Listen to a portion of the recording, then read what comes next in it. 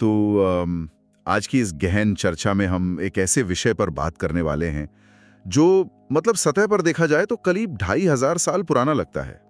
बिल्कुल। लेकिन असल में ये आज के हर इंसान की सबसे बड़ी परेशानी का एक बहुत ही सटीक समाधान है। आज जिन नोट्स और आर्टिकल्स को हम डिकोड कर रहे हैं वो हमें स्मार्टफोन एडिक्शन या जो सोशल मीडिया की लत है ना। हाँ, वो जो लगातार फोन चेक करने की आदत है, एग्जैक्टली। उन गहरी इच्छाओं के मनोविज्ञान तक ले जाते हैं जो अक्सर इंसान के कंट्रोल से बाहर हो जाती हैं।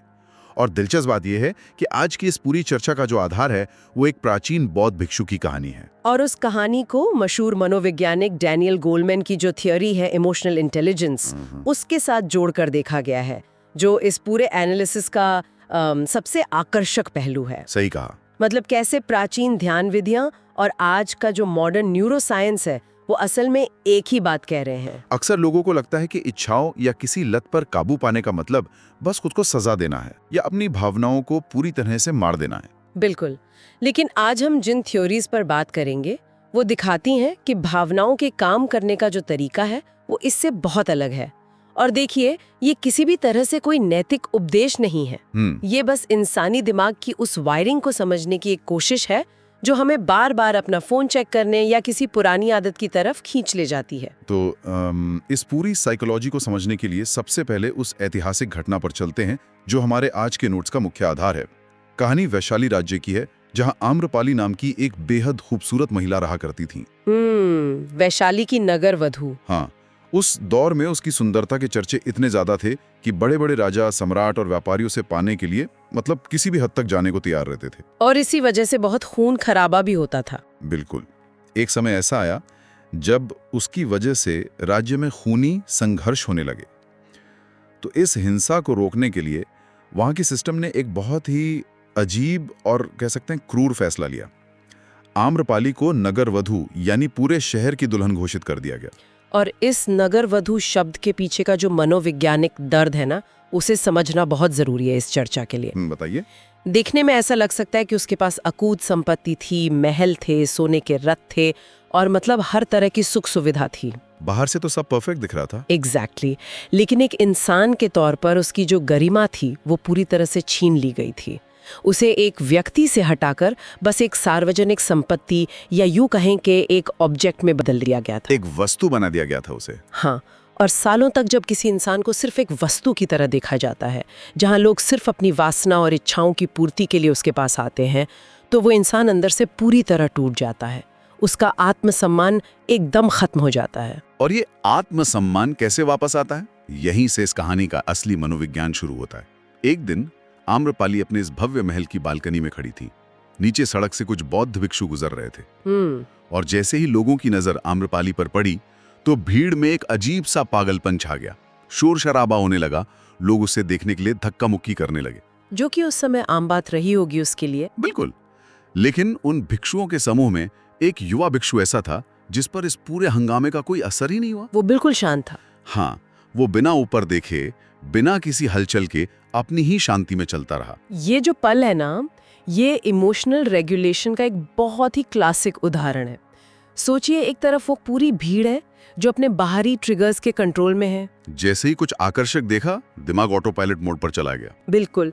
और दूसरी तरफ वो भिक्षु है जिसका अपने अटेंशन या अपने ध्यान पर पूरा नियंत्रण है। इस शांति ने आम्रपाली के दिमाग पर एक बहुत गहरा असर डाला। वो तुरंत महल से नीचे आई और उस भिक्षु के सामने जाकर पूरे सम्मान से खड़े हो गई। और तब भिक्षु ने आंखें उठाकर उसे देखा। हाँ, और जब देखा तो वहां कोई वासना नहीं थी, कोई लालच नहीं था। भिक्षु ने बस एक बहुत ही सहज और मानवीय मुस्कान दी। मुझे लगता है कि उस एक मुस्कान ने वो काम कर दिया जो सालों से कोई कीमती तोहफा या कोई राजा नहीं कर पाया था। सही बात है, क्योंकि उस मुस्कान में आम्रपाली को एक इंसान होने की स्वीकृति मिली। भिक्षु के उस नजरिए ने उसे वापस उसकी खोई हुई गरिमा लौटा दी। जब कोई इंसान बिना किसी स्वार्थ या वासना के दूसरे को देखता है तो वो एक बहुत ही पावरफुल साइकोलॉजिकल हीलिंग होती है। और शायद इसी हीलिंग से प्रभावित होकर आम्रपाली ने उस युवा भिक्षु को अपने महल में भोजन के लिए आमंत्रित किया। जरा सोचिए, जो महिला बड़े बड़े राजाओं को मना कर देती थी, वो आज एक भिक्षु को बुला रही थी। और भोजन के बाद बात और आगे बढ़ी बारिश का मौसम यानी मॉनसून आने वाला था और आम्रपाली ने प्रस्ताव रखा कि भिक्षु और उसके साथी अगले 4 महीने तक उसी के महल में रुकें। ये एक बहुत बड़ा प्रस्ताव था। बहुत बड़ा। अब भिक्षु ने तुरंत इस प्रस्ताव को स्वीकार नहीं किया, बल्कि कहा कि उससे गौतम बुद्ध से अनुमति लेनी होगी। इस कहानी का ये हिस्सा अक्सर लोगों को हैरान करता है। हाँ। जैसे ही ये खबर बाकी वरिष्ठ भिक्षुओं तक पहुंची तो उनमें एक अजीब सी दहशत फैल गई। जाहिर सी बात है वो घबरा गए होंगे। हाँ, वो सीधे बुद्ध के पास गए और विरोध करने लगे। उनका तर्क था कि एक युवा कम उम्र के भिक्षु का दुनिया की सबसे आकर्षक महिला के महल में 4 महीने बिताना एक बहुत बड़ी गलती होगी। उन्हें डर था कि वो युवा भिक्षु उस आकर्षण के जाल में फंस जाएगा और पूरे बौद्ध संघ का नाम खराब होगा। जो कि एक बहुत ही स्वाभाविक डर लगता है। बिल्कुल, कोई भी साधारण इंसान यही सोचेगा कि अगर आग के पास मोम रखा है तो वो पिघलेगा ही। लेकिन यहाँ बुद्ध का जो नजरिया था वो बाकी सबसे एकदम अलग था। जब बुद्ध ने युवा भिक्षु से बात की तो उन्होंने एक बहुत ही खास बात नोटिस की। क्या नोटिस किया उन्होंने? भिक्षु ने आम्रपाली के बारे में बात करते हुए ना तो उसे कोई खतरा बताया, ना ही उसे कोई लुभावनी वस्तु कहा। उसने बस उसे एक इंसान के रूप में प्रस्तुत किया। ये देखकर बुद्ध ने उस युवा भिक्षु की आंखों में देखा और उसे 4 महीने महल में रहने की अनुमति दे दी। बुद्ध का ये फैसला इमोशनल इंटेलिजेंस की दुनिया में एक बहुत बड़ा स्टेटमेंट है।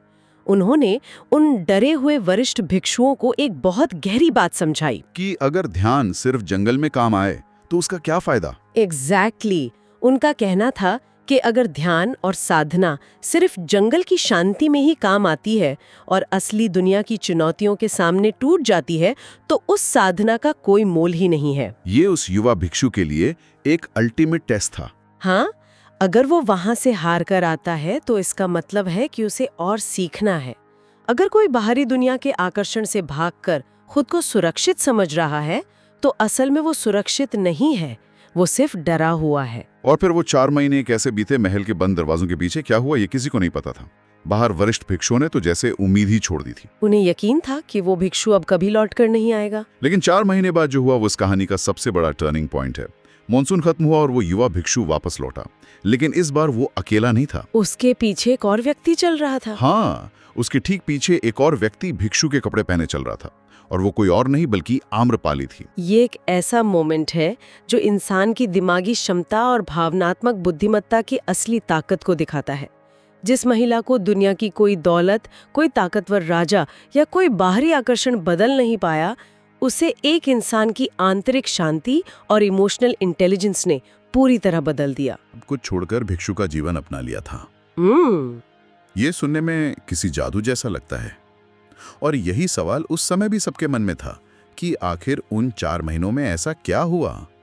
तब उस युवा भिक्षु ने पूरी सभा के सामने अपने अनुभव साझा किए और यहीं से वो 5 कन्फेशंस या रहस्य सामने आते हैं। बिल्कुल, उसने 5 रहस्य बताए जो असल में लालसा, लत और भटकाव पर जीत हासिल करने का एक पूरा मनोवैज्ञानिक ब्लूप्रिंट है। आज के हमारे नोट्स इन 5 रहस्यों को डैनियल गोलमैन की थियरी और आज के डिजिटल एडिक्शन के साथ जोड़कर एक बहुत ही शानदार नजरिया पेश करते हैं। इन 5 रहस्यों पर जाने से पहले ना नोट्स में एक बोनस लेसन का जिक्र है जो शायद आज की तेज तरार जिंदगी में सबसे ज्यादा जरूरी है। वो ठहराव वाला पॉइंट है ना? हाँ, इसे हम द पॉज या ठहराव कह सकते हैं। याद कीजिए, जब आम्रपाली ने 4 महीने रुकने का प्रस्ताव दिया तो भिक्षु ने तुरंत कोई प्रतिक्रिया नहीं दी थी। उसने बुद्ध से पूछने का समय लिया। उसने एक पॉज लिया। बिल्कुल। मोरो साइंस के मुताबिक किसी भी बाहरी ट्रिगर जैसे फोन की नोटिफिकेशन बजना और हमारे एक्शन यानी तुरंत फोन उठा लेना, इसके बीच एक बहुत ही छोटा सा गैप होता है और आज के समय में लोग पूरी तरह से इसी ऑटो पायलट पर जीते हैं। ये बहुत ही सटीक बात है। हम अक्सर बिना सोचे बस रिएक्ट करते हैं। जेब में फोन वाइब्रेट हुआ नहीं कि हमारा हाथ अपने आप जेब में चला जाता है। हाँ, और ये जो पॉज है ये उस ऑटो पायलट मोड को तोड़ने का पहला कदम है। सही कहा। अब हम भिक्षु के पहले कन्फेशन पर आते हैं। भिक्षु ने बताया कि जब वो महल में रहने गया तो शुरुआत के कुछ दिन आम्रपाली उससे मिलने नहीं आई, लेकिन तीसरी शाम जब वो सच धज कर उसके पास आकर बैठी तो भिक्षु के अंदर एक बहुत तेज शारीरिक प्रतिक्रिया हुई। जाहिर है वो भी एक इंसान था। हाँ, आम्रपाली की खुशबू और उसकी उपस्थिति ने भिक्षु के दिल की धड़कन बढ़ा दी। उसे पसीना आने लगा और उसकी सांसें तेज हो गईं। लेकिन यहीं पर पहला सिद्धांत लागू होता है जो है आत्म जागरूकता या सेल्फ अवेयरनेस। आमतौर पे जब ऐसी घबराहट या आकर्षण महसूस होता है तो लोग या तो उसमें बह जाते हैं या फिर घबराकर वहां से भाग जाते हैं। लेकिन नोट्स बताते हैं कि भिक्षु ने एक बहुत ही साइंटिफिक तरीका अपनाया। उसने अपनी भावनाओं को लेबल करना शुरू किया। बिल्कुल, उसने खुद को दूर से ऑब्जर्व किया और मन ही मन कहा कि मेरे दिल की धड़कन तेज हो रही है, मुझे पसीना आ रहा है, मेरे मन में आकर्षण पैदा हो रहा है। मनोविज्ञान में इसे name it to tame it कहा जाता है। एग्जैक्टली। जब कोई इंसान अपनी भावनाओं को शब्दों में नाम दे देता है तो दिमाग के उस हिस्से जिसे एमिगडाला कहते हैं उसकी एक्टिविटी कम हो जाती है, जो हमें पैनिक या ओवर रिएक्ट करने पर मजबूर करता है। और अगर इसे डिजिटल दुनिया में देखें तो जब भी बिना वजह फोन चेक करने की तलब उठे तो उस वक्त सिर्फ ये स्वीकार करना कि मैं इस वक्त बोर महसूस कर रहा हूँ और मुझे डोपामाइन की जरूरत लग रही है। हाँ, बस इतना बोलने से उस लत की ताकत उसी वक्त आधी हो जाती है। ये लेबल करने वाली तकनीक वाकई बहुत प्रैक्टिकल है। अब भिक्षु के दूसरे कन्फेशन की तरफ बढ़ते हैं। भिक्षु ने माना कि ये सब इतना आसान नहीं था। बिल्कुल, संघर्ष तो हुआ होगा। जब आम्रपाली के ख्याल बार बार उसके मन में आने लगे तो उसने एक आम इंसान की तरह अपनी भावनाओं को दबाने की कोशिश की। उसने अपनी मुट्ठी भींच ली, आंखें बंद कर लीं और खुद को बार बार याद दिलाया कि वो एक भिक्षु है, उसे ऐसे विचार नहीं आने चाहिए। लेकिन नतीजा क्या हुआ? वो उन विचारों को जितना बाहर धकेलता वो उतनी ही ताकत से वापस आते। और यहीं से निकलता है दूसरा सिद्धांत, भावनाओं को दबाना नहीं, यानी डोंट सप्रेस। भावनाओं को दबाने का नतीजा हमेशा विनाशकारी होता है। नोट्स में इसके लिए एक बहुत ही बेहतरीन उदाहरण दिया गया है। इमेजिन कीजिए कि किसी ने एक जलता हुआ पटाखा अपनी मुट्ठी में बंद कर लिया है। तो वो मुट्ठी में ही फटेगा? बिल्कुल, अगर मुट्ठी बंद रखी तो वो पटाखा हाथ में ही फटेगा और बहुत गहरा घाव देगा। इसका एक और मशहूर साइकोलॉजिकल एक्सपेरिमेंट है, पिंक एलिफेंट वाला। हाँ, वो गुलाबी हाथी वाला एक्सपेरिमेंट। हाँ, अगर किसी कमरे में बैठे लोगों से कहा जाए कि अगले 1 मिनट तक किसी को भी गुलाबी हाथी के बारे में नहीं सोचना है, तो हर इंसान के दिमाग में सबसे पहले वही गुलाबी हाथी आएगा। मतलब जिस चीज से हम सबसे ज्यादा लड़ते हैं, हमारा दिमाग उसी चीज पर सबसे ज्यादा फोकस करने लगता है। सही कहा। अगर कोई सोच ले कि आज से मीठा बिल्कुल नहीं खाना है या आज फोन बिल्कुल नहीं छूना है, तो दिन भर दिमाग में बस मीठा और फोन ही घूमता रहेगा। भिक्षु को भी जल्द ही समझ आ गया कि वो अपनी ही बायोलॉजिकल ऊर्जा से लड़कर नहीं जीत सकता। सप्रेशन कभी भी लंबे समय तक काम नहीं करता, यह सिर्फ एक भ्रम है। तो अगर भावनाओं को दबाना नहीं है तो फिर उनके साथ करना क्या है? यहीं पर आता है भिक्षु का तीसरा कन्फेशन, जो कि बहुत ही एक्शन ओरिएंटेड है। बिल्कुल। भिक्षु ने बताया कि एक रात जब भावनाएं और इच्छाएं बहुत हावी होने लगी तो उसने उनसे लड़ना बंद कर दिया। इसके बजाय उसने गहरी सांसें लेनी शुरू की और उठकर अपने कमरे की साफ सफाई करने लगा। इसने अपना ध्यान भटका लिया। हाँ, वो अपने कपड़ों को व्यवस्थित करने लगा और अपना ध्यान पूरी तरह से शारीरिक काम में लगा दिया।